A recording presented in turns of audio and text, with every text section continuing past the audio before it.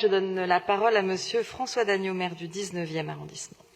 Merci Madame la maire. En effet, dès la livraison du programme McDonald's de Césaria Evora, les locataires et les copropriétaires des immeubles 177 à 215 boulevard McDonald's, 54 à 92 rue Césaria Evora ont été victimes de graves malfaçons qui les empêchent toujours d'y vivre normalement.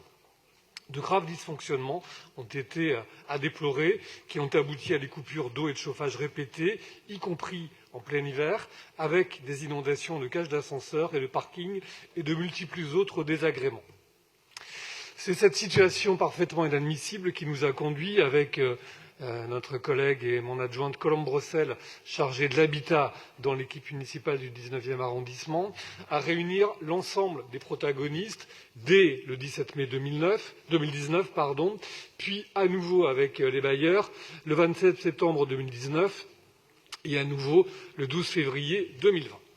Nous avions également fait voter un vœu devant cette assemblée du Conseil de Paris en décembre 2019, qui avait abouti sous notre pression à ce que ICAD, le promoteur, s'engage à mener un audit réalisé par un expert indépendant et à proposer aux bailleurs et aux copropriétaires de s'y associer. Le travail que nous avons impulsé dès 2019, en lien avec les amicales de locataires, le conseil de quartier, le promoteur et les bailleurs, a ainsi porté de premiers fruits positifs. Le patrimoine tenu par les trois principaux bailleurs présents sur site, Paris Habitat, la RIVP et l'Immobilière 3F, ont pu mettre sur la table des investissements conséquents pour régler la majeure partie de ces désordres et la majeure partie des dysfonctionnements qui pénalisaient les locataires de ces bailleurs sociaux ont été réglés ou sont en cours de règlement. Est-ce suffisant? Évidemment pas, tant que toutes les situations n'auront pas été réglées. Et je veux dire très clairement, et c'est la dernière grosse difficulté qu'il nous reste à régler, que des dommages sérieux perdurent sur le patrimoine de CDC Habitat Social dans la résidence Wittke-Alberson, et c'est une situation de toute évidence tout à fait inadmissible et insupportable.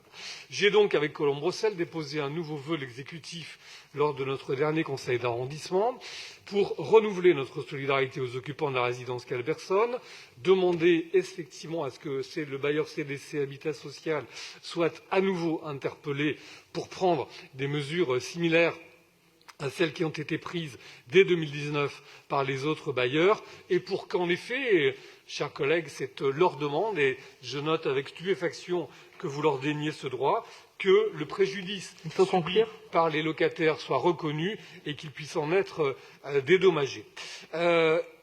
Nous avons depuis reçu de nouveaux contacts avec les responsables de CDC Habitat Social, que nous rencontrerons à nouveau prochainement. Je sais qu'avec Yann Brossa, nous allons mettre un terme à cette situation qui n'a que trop duré, et je me réjouis par avance de pouvoir voter le vœu exécutif qui nous sera proposé. Merci.